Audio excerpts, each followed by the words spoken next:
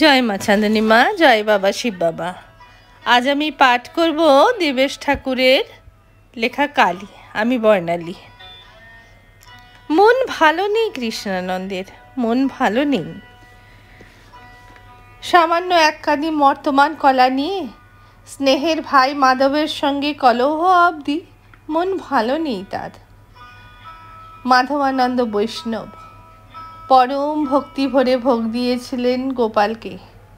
কৃষ্ণানন্দ শাক্ত, তিনি ভেবেছিলেন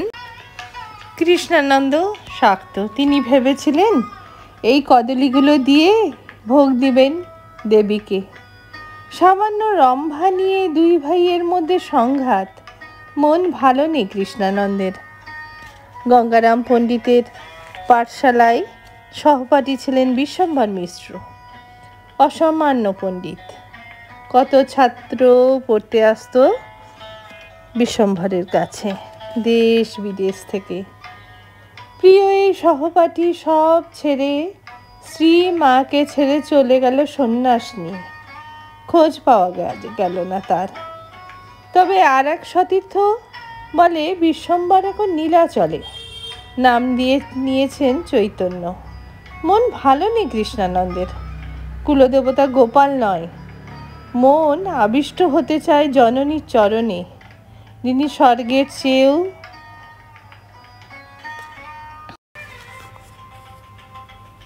স্বর্গের চেয়েও বড়, যিনি আদি শক্তি, যিনি যোগমায়া। কিন্তু কি তার রূপ? উত্তর মেলে না। ভগবতে না, উপনিষদে না, তন্ত্রে না। কেমন দেখতে মাকে? অতসী পুষ্পের মতো, শান্ত গৌরীর মতো? না না না, মিলছে না। মা কি কেবল স্তন্য দেয়নি? গন্ধর্বলোকে বেসুর বাজলে অসুর বধ করবে কে তাহলে? জপে বসেন কৃষ্ণানন্দ। যদি দেখা দেন, ধ্যানে বসে খুঁজে বেড়ান অভিক্ষাকে। ঘট স্থাপন করে পুজো করলে মনটা কিনা বিক্ষিপ্ত হয়ে যায়। বরাবরই মুদ্রায় কেমন দেখতে হয়? কি রঙে রঞ্জিত তার করতল, কেমনই বা তার শান্ত রূপ, কেমনই বা তার ঘোর ভুভঙ্গ। স্বপ্নে দেখা দিলেন রুদ্রাণী, বললেন কাল ভোরে উঠে যে মূর্তি তুমি দেখবে সেই আমার রূপ। পরের দিন ঘুম থেকে উঠে কৃষ্ণানন্দ বাড়ির বাইরে বেরিয়ে গেলেন। চোখে পড়ল এক কালো মেয়ে, ডান পা আগে, বাঁ হাতে গোবরের মণ্ড। ডান হাতে সেই গোবর নিয়ে দেওয়ালে ঘুঁটে দিচ্ছিল। মুখ থেকে ঝরে পড়ছে শ্বেতবিন্দু, মাথায় ঘোমটা নেই, চুল খোলা। সকালের বাতাসে উঠছে ভ্রু যুগল শোভিত সিঁদুর।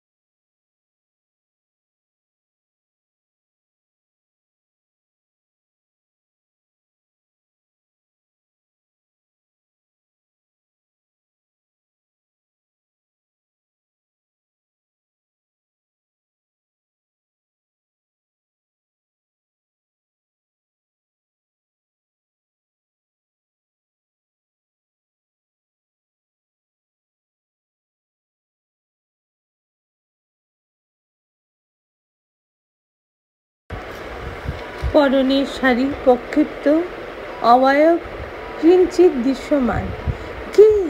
কে নারী? অনার্য, গোপ, চণ্ডাল, আদিবাসী? কিচ্ছু বুঝতে পারছি না, ভাবছেন কৃষ্ণানন্দ। বাঁ হাতের কনুই থেকে টুকটুক করে ঝরছে যেন চাপ রক্ত। সহসা সেই নারী কৃষ্ণানন্দকে দেখে জিভ কাটলেন দাঁত দিয়ে। মাথার ঘোমটা টানতে গিয়ে ললাটে লাগলো গোবরের অনেকখানি। পেয়েছি মা, পেয়েছি। কৃষ্ণনন্দ আগমবাগী সে চোখের জলে ঝাপসা হয়ে গেল তার চোখ। এ গোবর না, এ কি দেখি মা, এ যে নরমুণ্ড, গড়িয়ে পড়ছে রক্ত।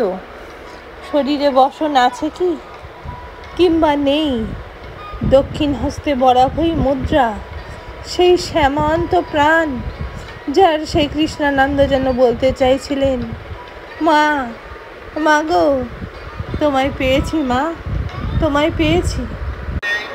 नमस्ते वरवन्दिनी जय देवी जगद्धात्री त्रिपुराद्ये त्रिदेवते भक्तेभ्य वरदे देवी महिषगनि नमोस्तुते घोरविघ्न विनाशाय कुलाचार समृद्धये नमामि वरदे देवी कुण्डमाला विभूषणे रक्तधारा समाकीर्णे करकाञ्ची विभूषिते सर्वविघ्न हरे काली नमस्ते भैरव प्रिये नमस्ते दक्षिणामूर्ते काली त्रिपुर भैरवी भिन्नाञ्जनकय प्रख्ये प्रवीणा शव संस्थिते गलत्सनिधानाभि स्मेरानन सरोरुहे वीनोन्नत कूच द्वन्द्वे नमस्ते घोर दक्षिणे आरक्त मुख शन्ताभि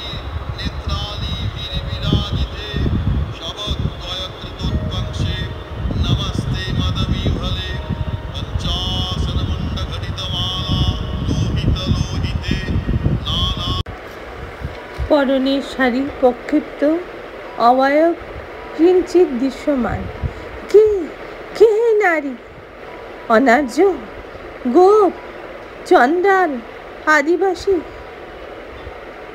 কিচ্ছু বুঝতে পারছি না, ভাবছেন কৃষ্ণানন্দ। বাঁ হাতের কনুই থেকে টুকটুক করে ঝরছে যেন চাপ চাপ রক্ত। সহসা সেই নারী কৃষ্ণানন্দকে দেখে জিভ কাটলেন দাঁত দিয়ে। মাথার ঘোমটা টানতে গিয়ে ললাটে লাগলো গোবরের অনেকখানি। পেয়েছি মা, পেয়েছি। কৃষ্ণনন্দ আগমবাগী সে চোখের জলে ঝাপসা হয়ে গেল তার চোখ। এ গোবর না, এ কি দেখি মা, এ যে নরমুণ্ড, গড়িয়ে পড়ছে রক্ত।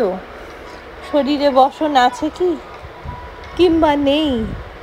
দক্ষিণ হস্তে বরাভই মুদ্রা, সেই শ্যামান্ত প্রাণ, যার সেই কৃষ্ণানন্দ যেন বলতে চাইছিলেন, মা, মা গো, তোমায় পেয়েছি মা, তোমায় পেয়েছি।